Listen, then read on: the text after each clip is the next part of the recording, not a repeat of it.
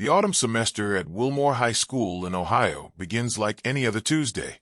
Crisp morning air carries the scent of wet asphalt from last night's rain, mixing with the sharp tang of fallen maple leaves crunching underfoot. Students cluster near the entrance in their usual groups, jocks by the trophy case, theater kids dramatically reenacting summer adventures, loners with earbuds drowning out the noise. Among the crowd, barely noticed, 14-year-old Betty maneuvers her wheelchair up the access ramp, her practiced movements smooth despite the uneven pavement. Tyler Morrison, a broad-shouldered senior with a reputation for cruel humor, leans against the brick wall with his usual entourage. His eyes track Betty's progress with the bored malice of a predator toying with prey. As she reaches the top of the ramp, he nudges Hunter, his lacrosse teammate, and whispers something that makes them both smirk. With deliberate slowness, Tyler peels himself from the wall and, accidentally, bumps Betty's chair with his hip, just hard enough to send it lurching sideways. The wheelchair tips. Betty barely has time to throw out her arms before she hits the ground with a thud that echoes across the courtyard. Laughter erupts instantly. A few students gasp, but most just stare. Some look away, suddenly fascinated by their phones. No one moves to help. Betty's cheeks burn as she struggles to push herself upright, her palms scraping against rough concrete. Her books lie scattered, pages fluttering in the breeze. Then movement. A figure breaks from the crowd near bus 12. Jasmine Carter, a junior known more for her sharp glares than her words, strides forward with purposeful steps. Her dark curls bounce against her shoulders as she kneels beside Betty without hesitation. There's no pity in her actions, just quiet efficiency as she rights the wheelchair and gathers the fallen books. When their eyes meet, Betty sees something unexpected. Not sympathy, but recognition. Jasmine's gaze flickers toward Tyler, now high-fiving his friends, and something hardens in her expression. The first bell rings, scattering students to class. Betty adjusts her grip on her wheels, her pulse still racing. Jasmine walks beside her down the hall, a silent sentry. Neither speaks, but the unspoken understanding between them crackles like static before a storm. Something has shifted. The school doesn't know it yet, but Wilmore's carefully maintained hierarchy is about to fracture. By day's end, Tyler's laughter will taste like ash. Betty's silence will become a weapon, and Jasmine, always watching from the shadows, will step into the light. The morning passes normally. Teachers drone through syllabi. Cafeteria pizza retains its trademark cardboard flavor.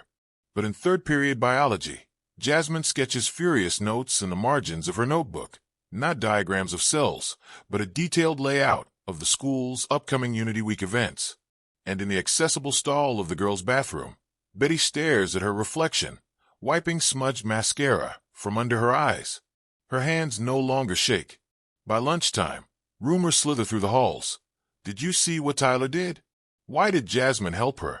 Nobody helps Betty. The answers won't come today. But soon, very soon, everyone at Wilmore will learn the cost of underestimating the quiet ones. The fluorescent lights of Wilmont High's hallway hum softly as Jasmine walks past the bulletin board, her eyes catching on the bright orange poster announcing this year's Unity Day. The annual event promises team competitions, school spirit, and, if previous years are any indication, another chance for the popular crowd to dominate while everyone else watches from the sidelines. The memory of last year's event flickers in her mind. Tyler and his friends hoisting a trophy, their laughter loud and careless as they ignored the quieter participants. Jasmine's fingers tighten around the strap of her backpack. Words alone won't change anything. She's seen enough empty assemblies about kindness, enough half-hearted lectures on respect that everyone forgets by lunchtime. If she wants to make a difference, she needs something bigger, something undeniable. The idea forms slowly, taking shape as she watches students file into classrooms. Unity Day is supposed to be about bringing people together, but it's always been a performance. This year, it could be something real.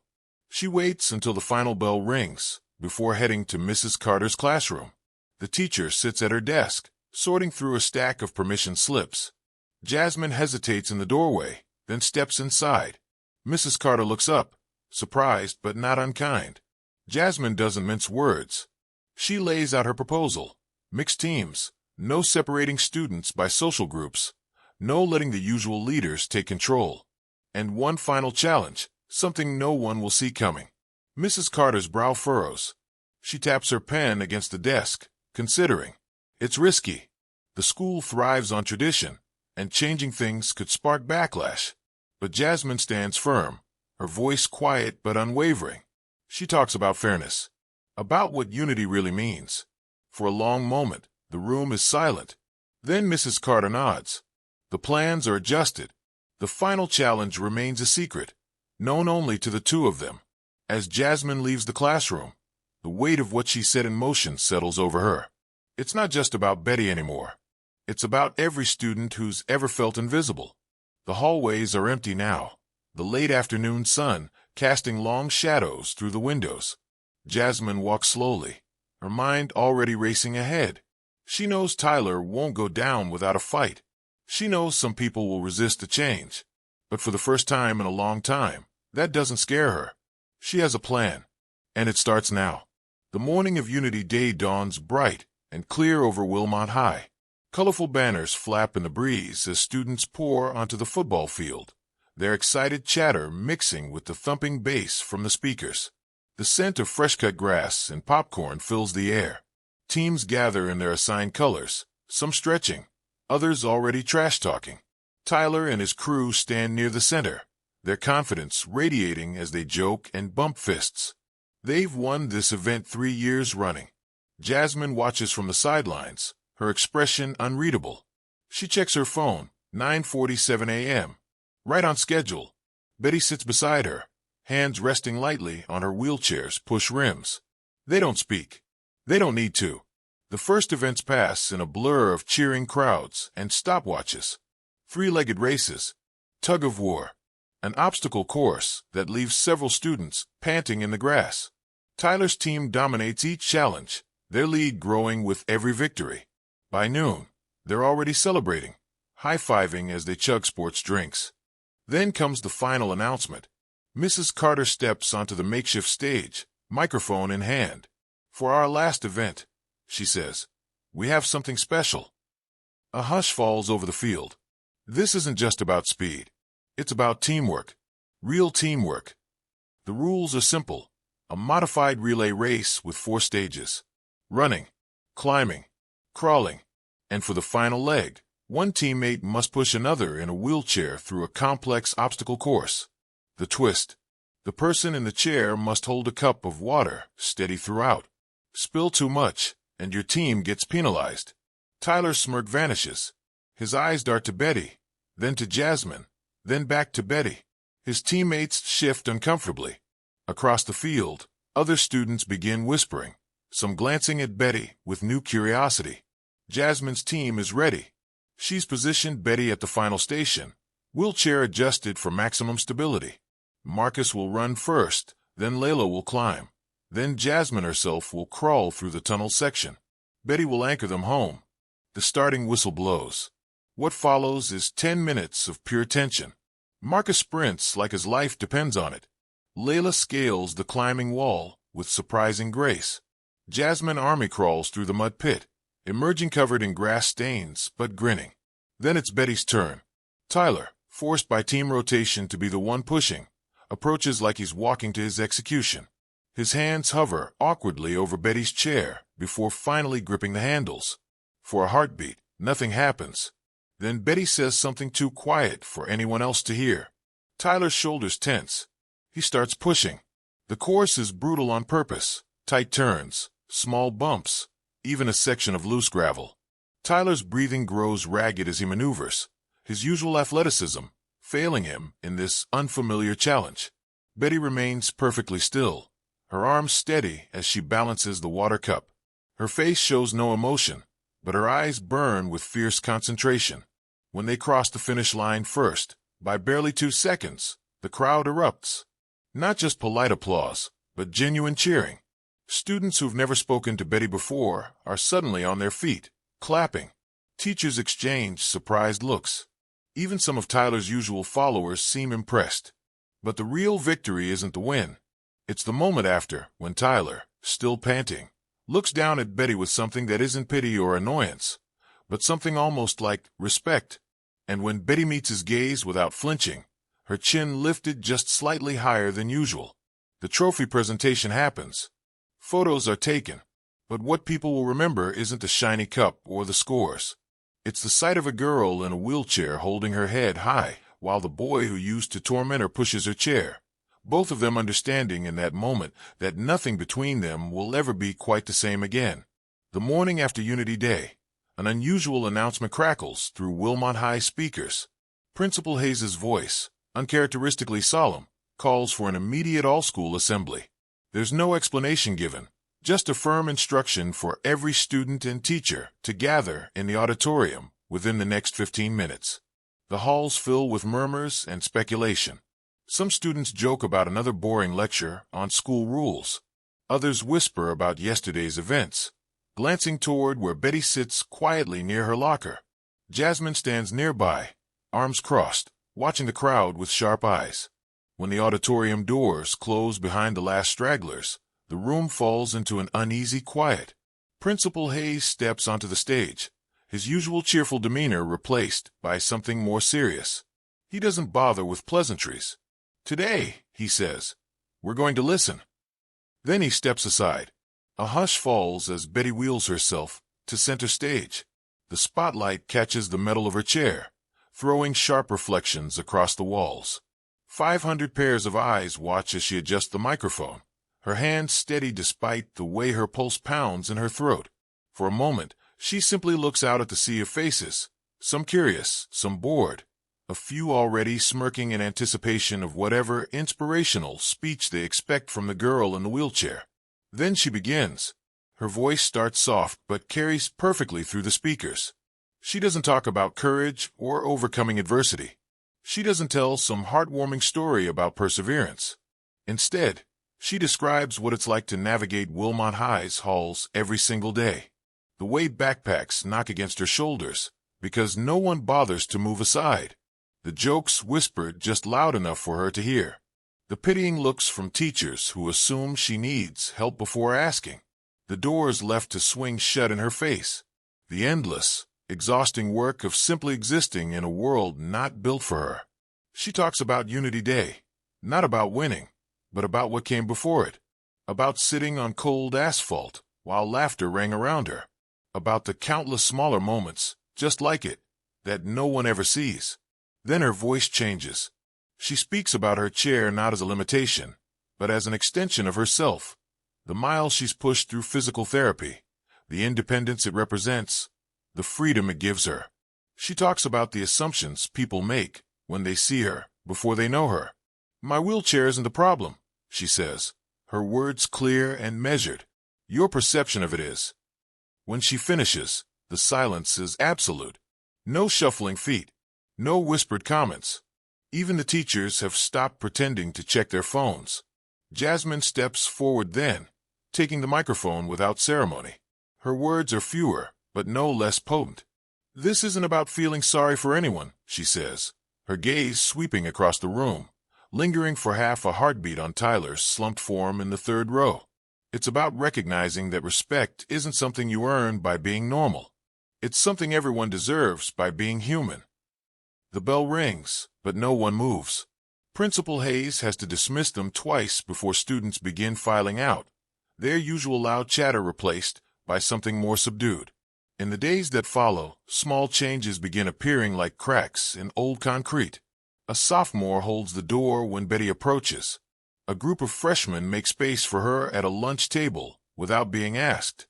Teachers start checking if their classroom layouts are accessible before the semester begins. And Tyler? He doesn't apologize. Not in words. But the next time Betty's path crosses is in the hallway, he steps aside, fully aside, without being asked. His eyes meet hers for one brief second before flicking away. It's not redemption. It's not even close. But it's a start.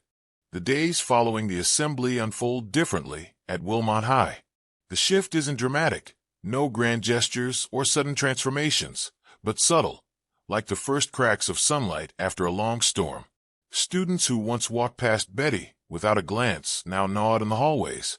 Some even hold doors open, their movements hesitant at first, then more natural as days pass. Teachers begin incorporating discussions about inclusion into their lesson plans. In history class, Mr. Reynolds devotes an entire period to disability rights movements. The art teacher announces a new project focused on accessibility design. Even the cafeteria staff rearranges tables to create wider pathways between them. Tyler becomes a ghost in the hallways, present but distant, his usual swagger noticeably absent. For nearly a week, he avoids Betty completely, taking alternate routes between classes and eating lunch outside, rather than risk crossing paths in the cafeteria. His friends still cluster around him, but their laughter sounds forced, their jokes falling flat. Then, on a Thursday afternoon, everything changes again. Betty is packing her books after last period when she senses someone approaching. She looks up to find Tyler standing a few feet away, his hands shoved deep in his pockets, shoulders hunched. His usual confidence is gone, replaced by something unfamiliar, uncertainty, maybe even shame. For a long moment, neither moves. The hallway around them buzzes with activity, but between them exists a pocket of silence. Finally, Tyler meets her eyes. He doesn't speak, doesn't apologize, but something in his expression says more than words ever could. A quiet acknowledgement of wrongs committed, lines crossed. Betty holds his gaze for 3 steady heartbeats before nodding once, a small but deliberate motion. It isn't forgiveness, not yet, but it's something. An understanding, perhaps. A possibility. Then the moment passes. Tyler exhales sharply and walks away, his footsteps echoing down the nearly empty hallway. Betty watches him go before turning back to her bag, her fingers tightening briefly around her pencil case before she continues packing. Above them, the school clock ticks forward, marking the passage of time. Change, it seems, comes slowly, but it comes. As the school year draws to a close, Wilmont High undergoes a quiet transformation. The changes that began with a single assembly and a wheelchair race have taken root, growing steadily, like ivy climbing brick walls. Betty's transfer paperwork arrives in early May. An acceptance to Fairview Academy, a school with specialized programs and better accessibility. The decision brings mixed emotions, but when she rolls through Wilmont's halls for the last time as a student, her chin stays high. Jasmine watches from the steps as Betty's mother loads the last box into their car. The morning sun casts long shadows across the parking lot, painting everything in golden light. They don't say much, just exchange phone numbers and a promise whispered between them. No dramatic goodbyes, just the quiet certainty that this isn't an ending. Summer passes in a blur of preparation. At Fairview, Betty finds ramps where there used to be stairs, elevators where there used to be obstacles. For the first time, she doesn't have to plan her route between classes like a military operation. The other students glance at her wheelchair, but their eyes hold curiosity instead of pity. Some even smile. Back at Wilmont, Jasmine takes over the Equality Council's leadership position. Her first act is to establish a foundation, small at first, just a donation box in the library, then growing into proper fundraisers for accessibility modifications at local businesses. By September, they've installed their first ramp at a neighborhood cafe. Years slip by like pages turning in a book. 10 autumns come and go. The graffiti that once appeared on Wilmot's walls, "Respect doesn't ask permission," gets repainted every time it fades, now an unofficial school motto stenciled above the main entrance. On a crisp October morning, 2 women sit at a lakeside cafe, steam curling from their mugs. Betty's wheelchair is newer, sleeker, with custom modifications she designed herself. Jasmine's hair is shorter, her suit jacket more professional, but her laugh still rings out just as loud.